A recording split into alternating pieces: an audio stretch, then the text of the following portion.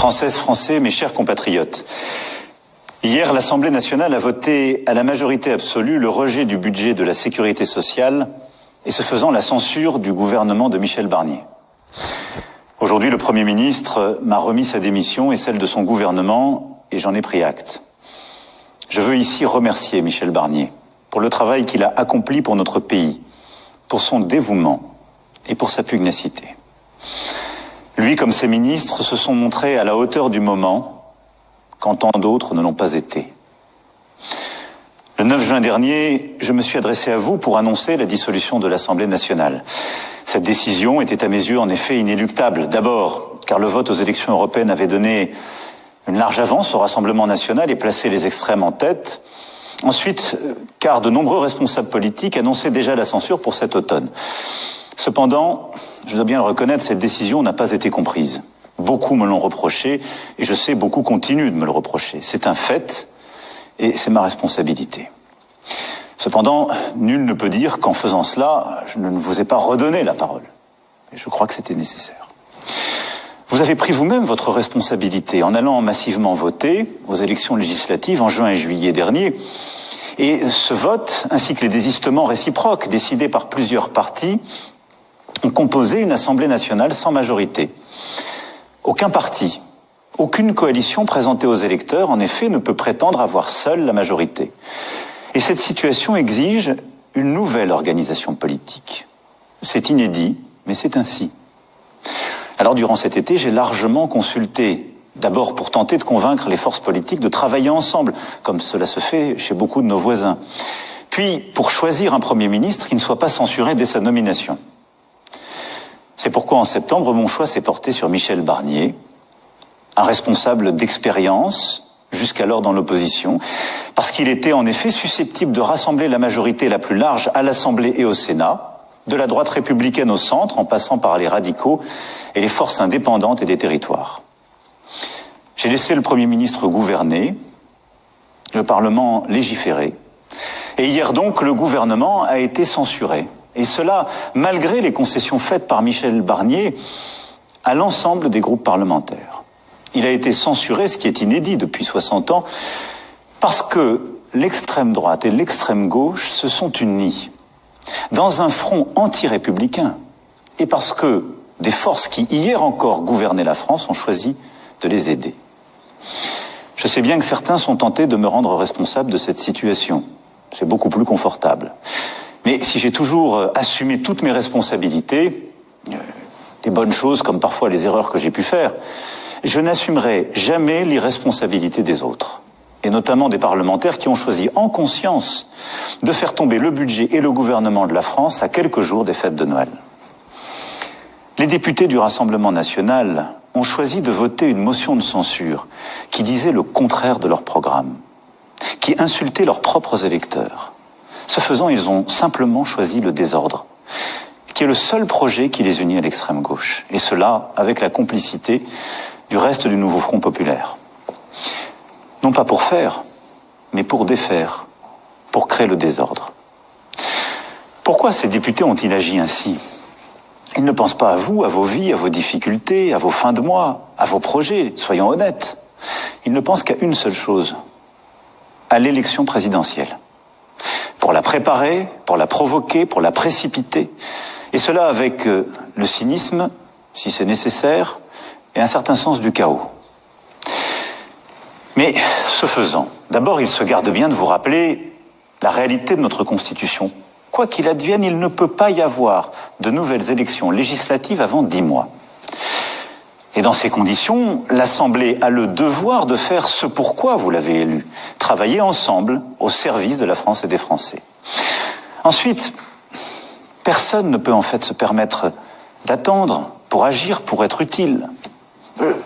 Le monde, l'Europe avance et nous avons besoin d'un gouvernement qui puisse décider et trancher. Et enfin, le mandat que vous m'avez démocratiquement confié est un mandat de 5 ans. Et je l'exercerai pleinement jusqu'à son terme. Ma responsabilité exige de veiller à la continuité de l'État, au bon fonctionnement de nos institutions, à l'indépendance de notre pays et à votre protection à tous. Je le fais depuis le début, à vos côtés, à travers les crises sociales, l'épidémie de Covid-19, le retour de la guerre, l'inflation et tant d'épreuves que nous avons partagées. À partir d'aujourd'hui, c'est une époque nouvelle qui doit commencer, où tous devront agir pour la France et où il faudra bâtir des compromis nouveaux. Parce que la planète avance, parce que les défis sont nombreux et parce que nous devons être ambitieux pour la France. Nous ne pouvons nous permettre ni les divisions, ni l'immobilisme. C'est pourquoi je nommerai dans les prochains jours un Premier ministre.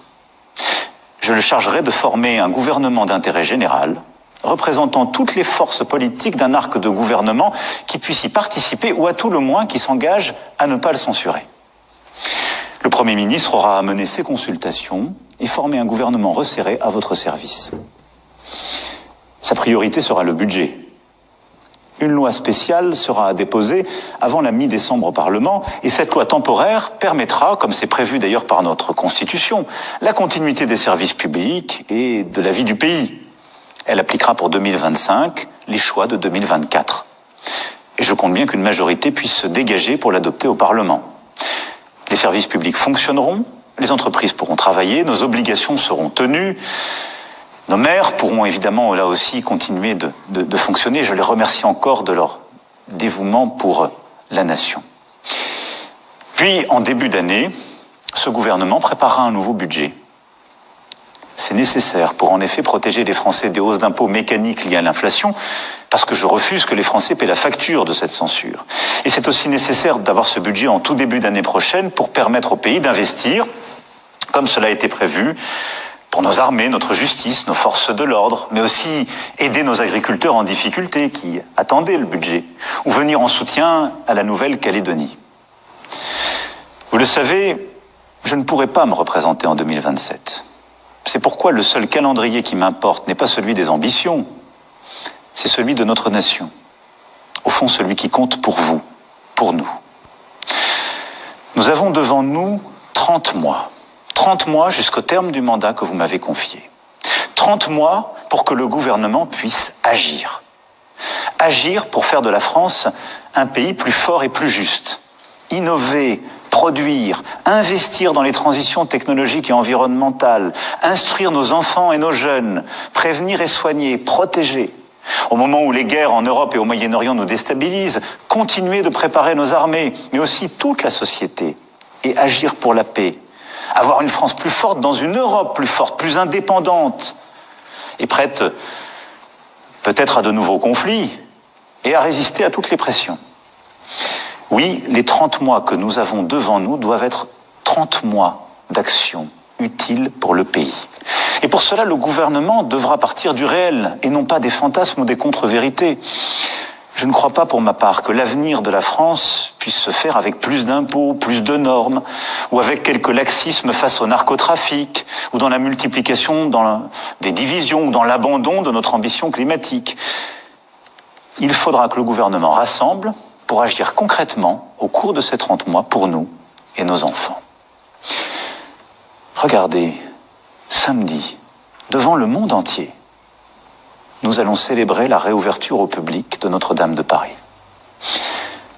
La cathédrale sera rendue aux Parisiennes et aux Parisiens, à nous tous, aux catholiques du monde entier et aux cultes. Et ce chantier qu'on croyait impossible, rappelez-vous, nous tous, ce soir d'avril 2019, eh bien, nous l'avons fait. Comme nous avons aussi réussi nos Jeux Olympiques et Paralympiques. Nous l'avons fait parce qu'il y a eu un cap clair, une volonté, et parce que chaque femme et chaque homme a travaillé dur. Responsables publics, fonctionnaires, salariés, compagnons, bénévoles, chacun a eu un rôle essentiel pour une cause plus grande que nous tous. C'est la preuve que nous savons faire de grandes choses, que nous savons faire l'impossible. Et d'ailleurs, le monde entier, à 2 reprises cette année, nous admire pour cela. Eh bien, c'est la même chose qu'il nous faut faire pour la nation. Avoir un cap clair pour ces 30 mois. L'école, la santé, la sécurité, le travail, le progrès, le climat, l'Europe. Des actes clairs qu'un gouvernement devra prendre au service du pays. Un Parlement qui saura trouver les compromis. Un sens des responsabilités et du respect. Partout où elle est fragilisée, rebâtir la nation. Partout où il y a des emportements, de l'insulte, remettre de la sagesse. Et partout où il y a de la division, vouloir l'unité. Partout où les uns cèdent à l'angoisse, vouloir l'espérance.